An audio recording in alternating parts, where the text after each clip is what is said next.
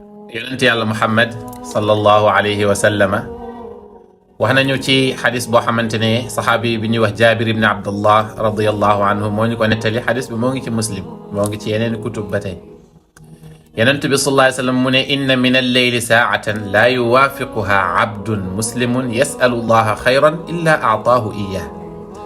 nañu bàyyi xel bu baax yonent bi sallallahu alayhi wa sallam mu ne ci guddi maanaam bu jant soowee ba keroog fajar di fenk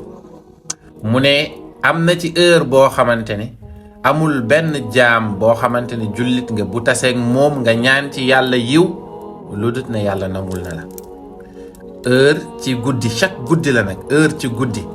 amul benn jaam buy ñaan yàlla ci heure boobu lu dut ne yàlla nangul na ko même bu dee benn yoon ci sa dund na am nga dundal guddi gi yépp du début à la fin ci jaamu yàlla ci zikr nga ñaanalaale yàlla sa bopp ak say mbokk guddik suba gi nag guddi suba maanaam suba ci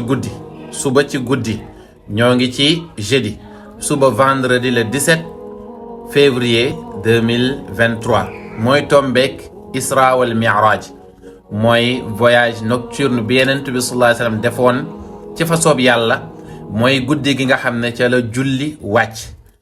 kon ngal la nañu fexe rek guddi googu noonu mooy suba ñu mën kaa dundal ba fajar xar waaye ngal la bu ñuy ñaan ci waxtu boobu nga xam ne Yonent bi sallallahu alayhi wasallam nee na ku ci ñaan yàlla du ko delloo nañ ci boole suñuy ñaan suñu réew mi yàlla na fi yàlla def jàmm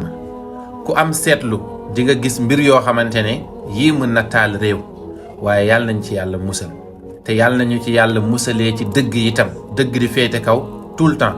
yàlla na ko yàlla def jullit amul lu dul ñaan ñoo ngi koy ñaan ñoo ngi sàkk jullit ñëpp nañ ko ñaan yàlla nañ ko yàlla defal bi jaahi rasulillah indallah